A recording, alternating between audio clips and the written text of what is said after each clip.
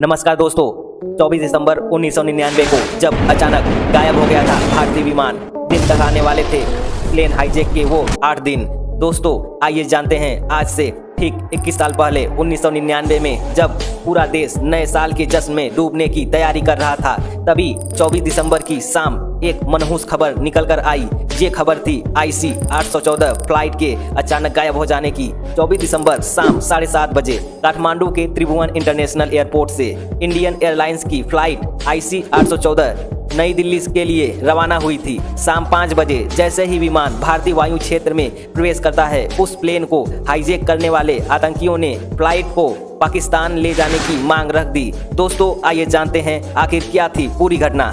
थोड़ी ही देर में दुनिया को पता लग चुका था कि भारतीय विमान हाईजैक किया गया है। शाम 6 बजे विमान अमृतसर में थोड़ी देर के लिए रुका। दरअसल प्लेन का फ्यूल खत्म होने वाला था। प्लेन को रिफ्यूल करने के लिए अमृतसर में आतंकियों ने प्लेन को रोका, लेकिन उन्हें शंका हुआ कि हमें घेरने की कोशिश की जा रही है। आतंकियों ने तुरंत प्लेन के पायलट से प्लेन को टेकअप करने के लिए मजबूर किया। थोड़ी देर के बाद प्लेन लाहौर के लिए रवाना हो गया। दरअसल पाकिस्तान की सरकार ने इस प्लेन को लाहौर में लैंड करने की अनुमति नहीं दी, लेकिन उसके अनुमति के बिना ही प्लेन रात को 8:07 पर लाहौर में लैंड कराया गया और फिर यहां लाहौर से दुबई के रास्ते होते हुए इंडियन एयरलाइंस का ये हाईजैक प्लेन अगले दिन सुबह के तकरीबन 7:30 बजे अफगानिस्तान के कंधार में लैंड हुआ।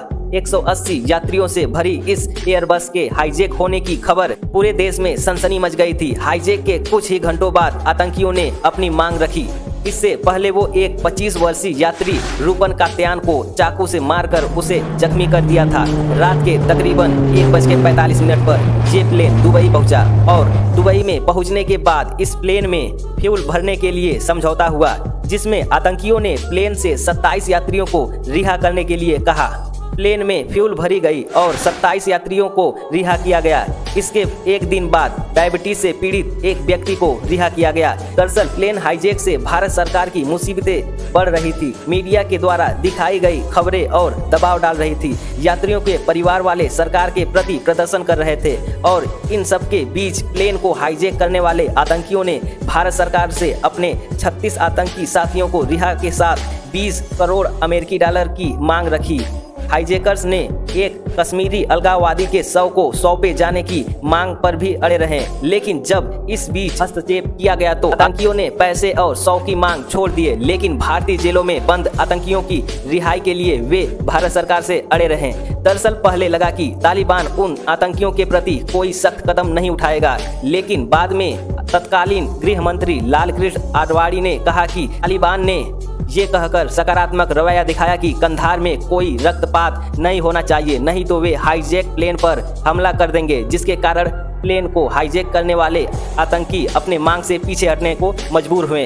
हाईजैक हुए विमान में भारतीय यात्री थे, लेकिन इनके अलावा Australia, Belgium, Canada, France, Italy, Japan, Spain और अमेरिका के यात्री भी इस प्लेन में यात्रा कर रहे थे। भारत सरकार पर इस दुर्घटना का दबाव इतना ज्यादा था कि तत्कालीन NDA सरकार को यात्रियों की सुरक्षा के लिए 3 आतंकियों को कंधार ले जाकर रिहा करना पड़ा। तत्कालीन अटल बिहारी वाजपेयी सरकार में विदेश मंत्री जसवंत सिंह खुद 3 आतंकियों को अपने साथ कंधार ले गए। इस मामले में छोड़े गए आतंकी जैश-ए-मोहम्मद के प्रमुख मौलाना मसूद अजहर और शेख अहमद उमर सईद शामिल थे। कंधार हाईजैक कांड में आतंकियों के सामने झुकने के लिए अटल बिहारी वाजपेयी सरकार की आज भी आलोचना होती है, लेकिन ये वो समय था जब भारत सरकार के सामने कोई रास्ता नजर नहीं आ रहा था। 31 दिसंबर को सरकार और हाईजैकर्स के बीच समझौता के बाद दक्षिण अफगानिस्तान के कंधार एयरपोर्ट पर बंदी बनाकर रखे गए सभी यात्रियों को छोड़ दिया गया। दोस्तों कंधार कांड के वो 8 दिन आज भी एक बुरे दौर के तौर पर याद किए जाते हैं। उस समय पूरे देश की धड़कनें थमी थी, टीवी पर अटकी निगाहें हर पल मुसीबत में फंसी जिंदगियों की सलामती के लिए दुआएं कर रही थी। दोस्तों ये फ्लाइट IC 814 की घटना जानकर आपको कैसी लगी हमें कमेंट करके जरूर बताएं और ऐसे ही इंफॉर्मेटिव जानकारी के लिए हमारे चैनल को लाइक, शेयर एंड सब्सक्राइब जरूर करें। थैंक यू दोस्तों, मिलते हैं अगले वीडियो में।